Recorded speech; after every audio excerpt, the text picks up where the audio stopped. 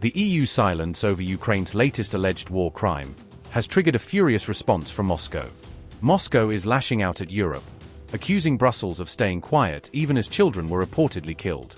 Putin's camp has blasted the EU for its silence after the alleged dormitory strike in the LPR.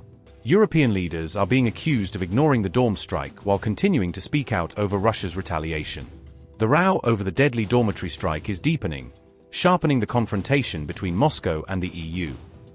Russia has accused European leaders of allowing Ukraine to act without restraint. Moscow said the EU silence has encouraged fresh Ukrainian strikes on civilian targets. A Russian foreign ministry official made the remarks in comments carried by the Izvestia newspaper, according to TASS. Rodion Miroshnik said Europe was deliberately ignoring what Moscow described as Ukraine's violations of international and humanitarian law. Rodion Miroshnik said, and I quote, "This, war crimes, is one of the important issues that will undoubtedly arise on the negotiation track. The question here is whether international humanitarian law in the form of the Geneva Conventions, additional protocols, and a whole list of conventions should be swept under the rug, or whether international humanitarian law is binding on everyone. If it is binding on everyone, then Europe will have to admit that Kiev committed such crimes." Unquote.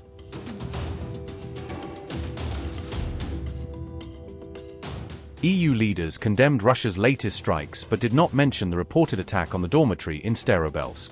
Russian authorities said 21 people were killed and another 60 were injured in Starobelsk. Moscow said most of those killed in the dormitory strike were teenage girls. Russian officials said Ukrainian drones hit the main college building and dormitory in 3 waves. Russia later launched what it described as a massive retaliatory strike on Ukraine. Moscow said the attack involved Oreshnik, Iskander, Kinshal, and Zircon missile systems. The Russian Defense Ministry said command posts, air bases, and defense plants were hit. Ursula von der Leyen accused Moscow of brutality and of showing disregard for human life. Kaja Kallas described Russia's actions as a political scare tactic after the strikes.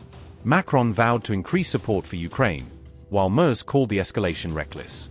Reports said none of those European leaders referred to the deadly Starobelsk dormitory attack. Maria Zakharova said the BBC and CNN had rejected Moscow's invitation to visit the site. Just hours after Ukraine publicly warned of a looming Oreshnik attack, Russia launched a major missile and drone barrage overnight on May 23 to 24, making good on its threats. Monitoring groups said that more than 50 Russian missiles and over 700 drones were directed at Ukraine. At least 1 person was killed and 24 others were injured in the Russian attack, officials said. A second wave of strikes began around 3 a.m., with air raid sirens wailing across multiple regions as people scrambled for shelters. Explosions were also reported in the cities of Cherkasy, Kropivnitsky, and Khmelnytsky, indicating a broad, countrywide targeting pattern. Russian media outlets themselves reported that Oreshnik ballistic missiles were used, directly echoing the very warning Zelensky had issued a day earlier. Meanwhile, a separate Russian drone attack struck a funeral procession near Sumy, killing at least 1 person in an especially grim incident. On May 23, Zelensky had warned Ukrainians that Russia might soon strike using Oreshnik missiles, urging the public to take air raid alerts seriously. He said this warning was based on intelligence shared between Ukrainian services and their American and European partners, underscoring the seriousness of the threat. Zelensky also claimed Moscow might be preparing a combined strike that would use multiple weapon types simultaneously to overwhelm defenses. He specifically mentioned that the Oreshnik intermediate-range missile could be one of the key weapons used in such a combined barrage. In a video message, Zelensky disclosed further details about what he described as a heavy Russian attack.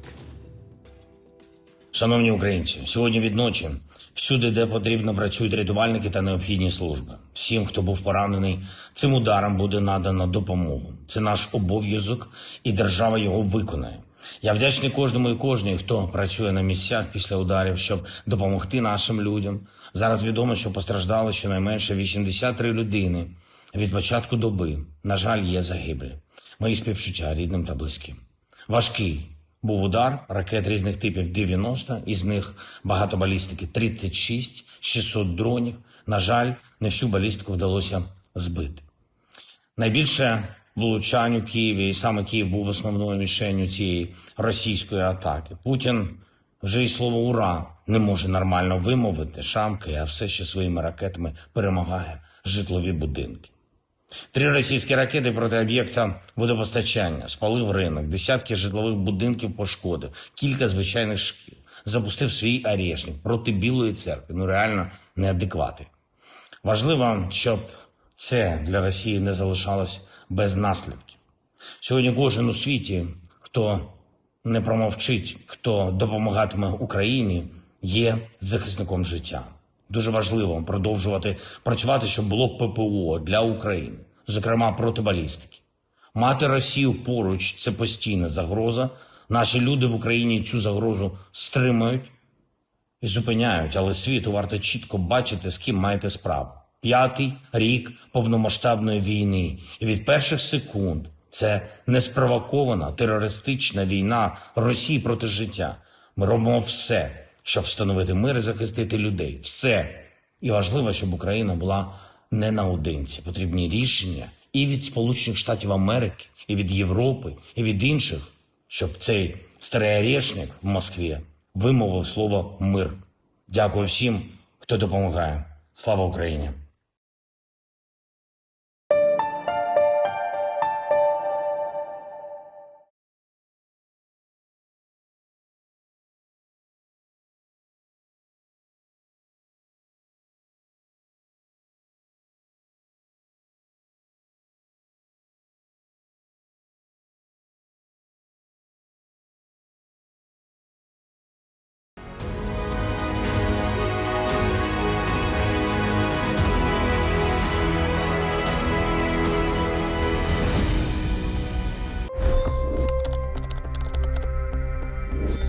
$25 crore गरीब गरीबी को परास्त करके बाहर निकले।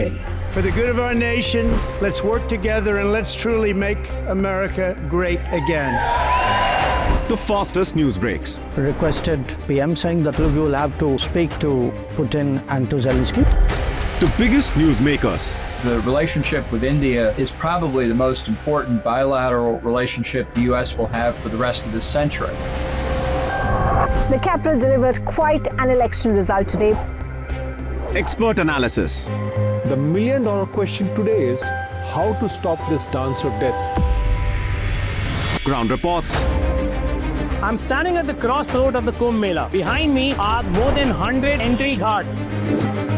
Long-form interviews. Exclusionary politics is reflected in Manipur case as well. You don't bother because this is a small state. Deep dive into burning issues. It's often said DRC could be the richest country in the whole world. It's because of what sits underneath. Why exactly did the US topple the Sheikh Hasina government? HD videos. We don't just break news, we break it down.